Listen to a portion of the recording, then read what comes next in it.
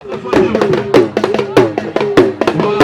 le ministre, monsieur le préfet du département de Lalibory, eh bien, toute la population de Malanville vous souhaite la bienvenue. La tournée nationale d'explication de la nouvelle réforme constitutionnelle adoptée récemment par l'Assemblée nationale s'est poursuivie ce jeudi 27 novembre 2025 dans la commune de Malanville. La délégation gouvernementale conduite par le ministre de l'Intérieur et de la Sécurité publique Alassane Seydou est composée du ministre conseiller Biogera Sakakinon, de quelques honorables députés, du préfet de Lalibory, Ahmed Bello Kissama, d'autres cadres départementaux et des autorités locales. Souhaitant la bienvenue à l'assistance, le maire de la commune de Malanville a salué les réformes observées grâce au gouvernement. Je voudrais, avec honneur et fierté, rendre gloire à Dieu pour nous avoir permis aujourd'hui donc de suivre avec une délégation gouvernementale et parlementaire tout ce qu'il y a autour de la modification de notre constitution qui est donc la loi fondamentale de notre pays. Maintenant, je voudrais vous souhaiter la chaleureuse bienvenue dans notre chère commune, la commune de Malanville. Monsieur le ministre, au-delà donc de cette séance de sensibilisation, je voudrais que vous constatez avec nous que Malanville est un gros village. Aidez-nous à ce que Malanville devienne effectivement une ville vitrine. Et puisque le président Baptiste Talon a déjà entamé avec ces réformes courageuses, ces réformes hardies, mais des réformes salutaires qui ont aujourd'hui permis de lancer le Bénin sur l'orbite du développement, de révéler le Bénin au plan international.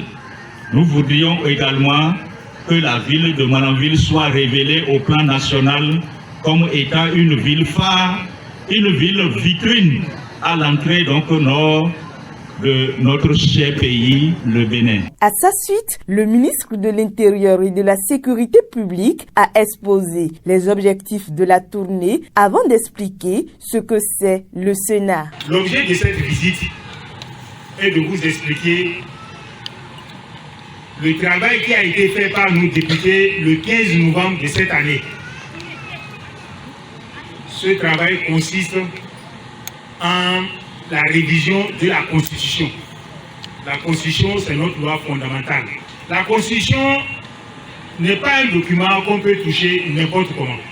La modification ne doit pas être objet de tabou. Alors, qu'est-ce qui a été fait essentiellement? Le premier changement qui est intervenu, c'est la création du Sénat. Le Sénat est une institution qu'on peut comparer un peu à l'Assemblée nationale.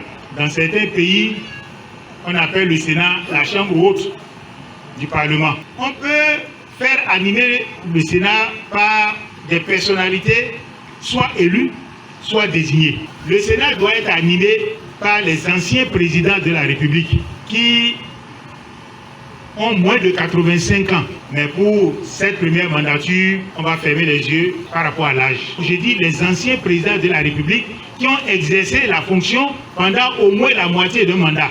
Les anciens présidents de la Cour constitutionnelle, là aussi, il faut avoir fait au moins la moitié du mandat. Et les anciens présidents de l'Assemblée nationale. Ceux-là sont les membres de droit. À part eux, il y a les membres désignés. Parmi les membres désignés, il y a 5 officiers supérieurs des corps de défense et de sécurité, les responsables des corps de défense et de sécurité à la retraite, qui ont été appréciés au moment où ils exerçaient la fonction, qui ont des qualités exceptionnelles, de compétences, d'honnêteté, de probité. Ceux-là aussi, on peut les désigner. À part eux, si le nombre ne fait pas 25, le chef de l'État et le président de l'Assemblée nationale sont autorisés à désigner à concurrence de moitié-moitié. Qui sont ceux qui peuvent être désignés? Ils peuvent être des anciens responsables politiques qui ont un profil acceptable, c'est-à-dire qui ont de l'expérience, qui sont reconnus pour leur probité et qui n'ont jamais déçu au moment où ils étaient en exercice de leur fonction. On les désigne pour faire le 25.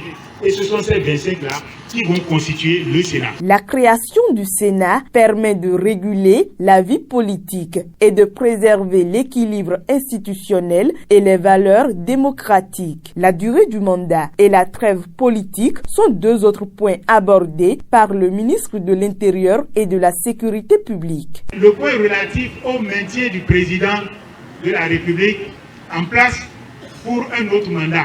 La Constitution a plutôt martelé ce point-là pour dire personne ne peut au cours de sa vie exercer plus de 2 mandats présidentiels. Ce qui est en train d'être fait ne concerne pas le président Patrice Talon. On est en train de légiférer pour l'avenir, ceux qui viendront après. On a modifié la durée de mandat de 5 à 7 ans. C'est pour ceux qui seront élus après. Le président Patrice Talon est élu pour 2 mandats. Il a fini un premier mandat, il a été réélu. Il est en train d'exercer pour son second mandat. À la fin, il va quitter.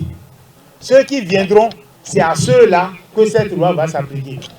Il n'y a donc pas d'inquiétude par rapport au nombre du mandat du président actuel. 7 ans parce que lorsqu'on élit un président, c'est vrai, il vient avec un projet de société, avec des projets en tête, mais quand il est face à la réalité du pouvoir, il est obligé de revoir tout cela et de réajuster compte tenu des capacités réelles du pays. On ne veut pas faire la politique, on veut faire la politique pour le développement. Faire la politique, c'est travailler à améliorer les conditions de vie des populations. Cette tournée gouvernementale s'inscrit dans la dynamique de proximité et de transparence voulue par les autorités afin que chaque citoyen comprenne et s'approprie les réformes.